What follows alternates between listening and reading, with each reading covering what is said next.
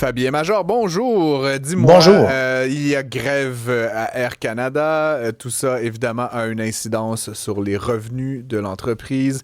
Et de manière générale, le secteur aérien, c'est un secteur, j'ai l'impression, c'est difficilement prévisible. Hein? La pandémie, je veux dire, c'est comme un peu en dents de scie. Oui. Est-ce que c'est un bon investissement si on souhaite acheter des titres en bourse, les compagnies Pas aériennes? tellement, pas tellement. C'est dans la catégorie des investissements, on va dire, cycliques, parce que il Oui, y a ben des c'est cycles de ça. progression et puis on sait aussi que quand l'économie va très bien, c'est des dépenses discrétionnaires. On fait plus de voyages, on dépense là-dessus, puis des fois, on change même de classe, on va aller vers la classe affaires ou première classe pour ceux qui peuvent se le permettre. Mais bref, c'est très, très, très difficile. Et sur 10 ans, il y a un indice de la bourse de New York, Arca Global Airlines, et son rendement annualisé depuis 10 ans, c'est 0,05.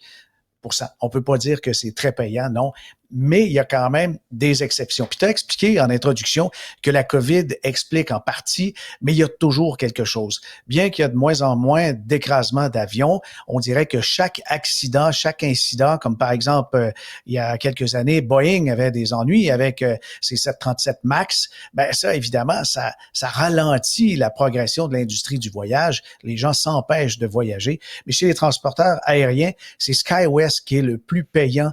Depuis 10 ans, l'action a gagné à peu près 22 par année pour un total de 616.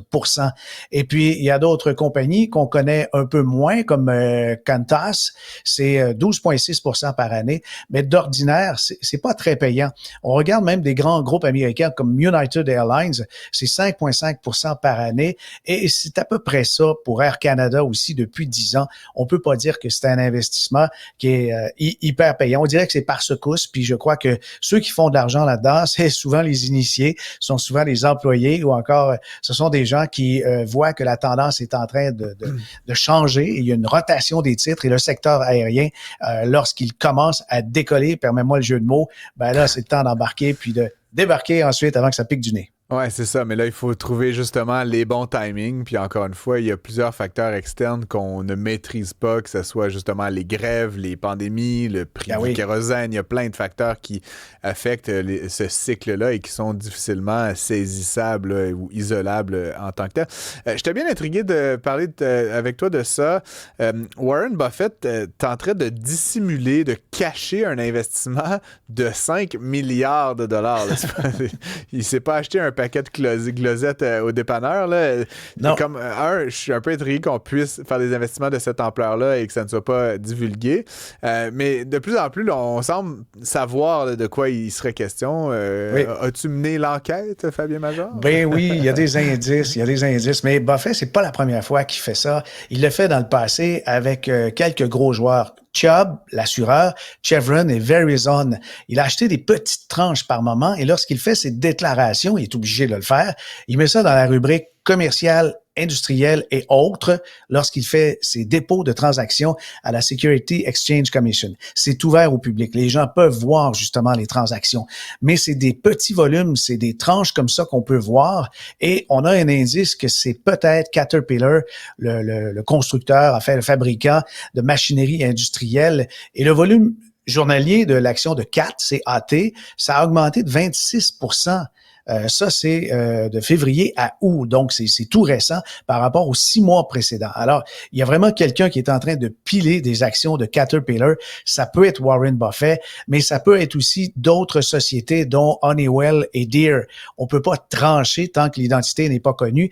Et lorsque l'identité est connue, quand Warren Buffett dit « j'achète ça », d'ordinaire, dans la journée, il y a une progression de l'action entre 5 à 20 et parfois c'est 30 l'augmentation du titre, tout simplement parce que Warren Buffett l'a acheté. Mais ne vous précipitez pas de grâce, ce n'est pas un conseil ce qu'on dit, mais ça semble être la cible de choix pour les prochains achats de Warren Buffett, la compagnie Caterpillar. Puis ça a du sens parce que le contexte macroéconomique, il est favorable. L'investissement, ça peut coïncider avec une relance massive des infrastructures américaines.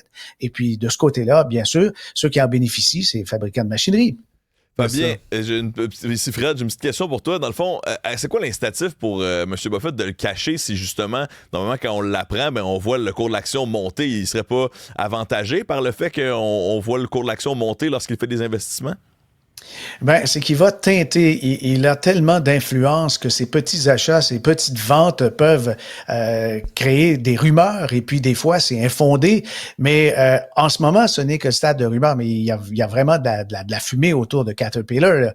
Mais il veut justement bénéficier de bons prix de l'action parce que si c'était avéré, ben évidemment, l'action monterait plus vite et il paierait plus cher. C'est quelqu'un de radin, il faut pas l'oublier, il veut payer le moins cher possible et ses propres achats influencent la valeur de l'action. Alors, il va par petites tranches.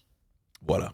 Très intéressant tout ça. Puis évidemment, on va s'intéresser de plus en plus, je pense, effectivement, à la machinerie, puis voir comment ça peut être évidemment un vecteur de croissance pour les marchés boursiers. Sinon, en terminant, Fabien, est-ce qu'on peut devenir accro à la loterie?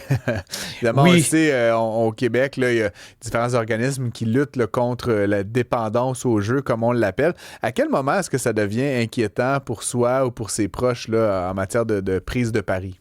Ben, je pense que quand on commence à parler à tout le monde puis être excité parce que le Lotomax du vendredi est à 70 millions, comme c'est le cas en ce moment, ben, il fait en sorte que finalement, notre semaine, notre quotidien est teinté du prochain tirage et on va dépasser nos budgets personnels pour acheter des billets de façon régulière. Ça, là, c'est un signe qu'il y a un problème. Quelqu'un qui dit, moi, c'est 20 pièces par semaine, ou j'ai déjà été témoin de gens que c'était plusieurs centaines de dollars par semaine, ça commence à être vraiment un ennui.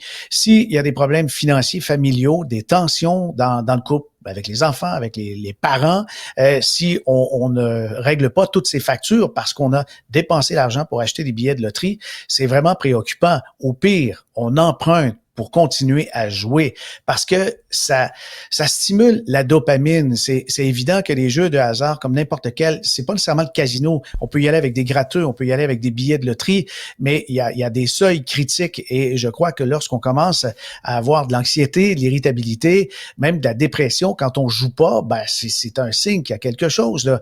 Et puis il y a des gens qui ont eu des histoires, il y en a partout dans le monde des histoires d'horreur où, par exemple, un gagnant en Ontario en 2013, il avait remporté 64 millions de dollars, mais il avait dépensé lui-même des centaines de milliers de dollars en billets et il avait même mis sa résidence, il avait augmenté de l'hypothèque, il était à côté.